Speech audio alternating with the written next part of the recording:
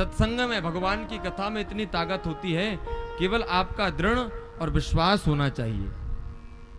विश्वास होगा तो आपको इसी कथा से आप जो फल की प्राप्ति आपके हृदय में, आपके मन में होगी, वो आपको प्राप्त हो जाएगी।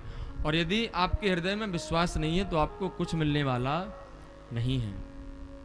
क्योंकि वृंदावन की एक मैया, एक गोपी यमुना के पार रोज दही बेचने जाती है और वहां पर श्रीमद् भागवत की बैठ करके रोज कथा भी सुनती है। दही बेचने गई, मन में सोचा कथा चल रही है, क्यों ना आधा एक घंटे भगवान की कथा सुन लूं। तो वह गोपी भागवत की कथा सुनने लगती है। एक दिन व्यास जी महाराज कथा में कह रहे हैं कि भगवान की कथा सुनने से व्यक्ति भव से पार हो जाता है। क्या हो जाता है? भव से पार हो जाता है। और उस गोपी ने जब व्यास जी महाराज के मुख से सुना, प्रसन्न हो गई। बोले मैं तो रोज यमुना को पार करके आता हूं, 5-10 रुपए हमारे खर्च हो जाते हैं, नाव में बैठ के आना पड़ता है। जब भगवान की कथा से, भगवान के नाम से भव से पार हुआ जा सकता है, तो छोटी सी यमुना जी पार करने में कौन सी दिक्कत आएगी।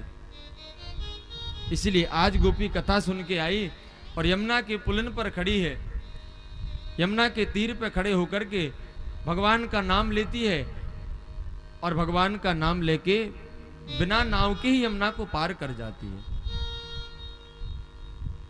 कोई नाव का सहयोग नहीं लिया, केवल गोविंद का नाम लेने मात्र से यमुना को पार कर गई गोपी। क्यों? क्योंकि उस गोपी के हृदय में भगवान के प्रति, कथा के प्रति श्रद्धा थी, भाव था। और महाराज कान खोल के सुन लें, ये भागवत कथा में कई बार बोल चुका हूं, भाव का विषय है, श्रद्धा का विषय है।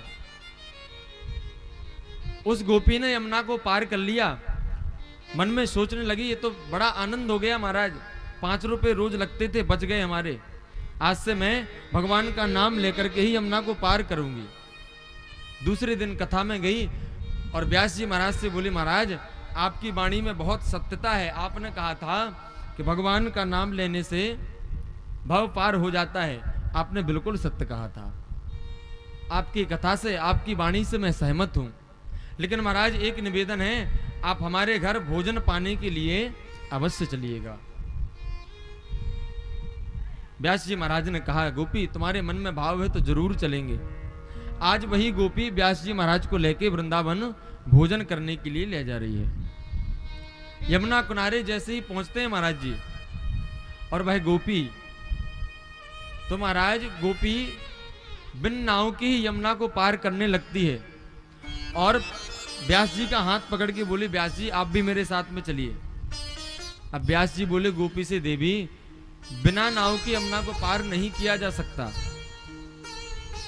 गोपी बोली, महाराज क्षमा करें, आपने ही तो कहा था कि भगवान के नाम से भाव से पार किया जा सकता है, और मैंने तो भगवान का नाम लेके कल ही यमुना जी को पार किया। इसलिए महाराज आपने ही तो कथा में कहा था, आप भी भगवान का नाम ले लें, आप भी यमुना पार कर जाएंगे। लेकिन गोपी ने गोविंद का नाम लिया, यमुना पार करने लगी और पंडित जी यमुना जी में डूबने लगे। आज गोपी ब्राह्मण देवता से कहती है, व्यास जी महाराज मैंने भी तो भगवान का नाम लिया, आपने भी वही गोविंद का नाम लिया, लेकिन मैं हूं कि रोज यमुना पार करती हूं, और आप हैं कि आप यमुना को पार नहीं कर पा रहे हैं। ऐसा क्या है? इसका मतलब है भाव। कहने वाले के अंदर जितना भाव हो जरूरी नहीं है, लेकिन सुनने वाले के अंदर भाव अवश्य होता है।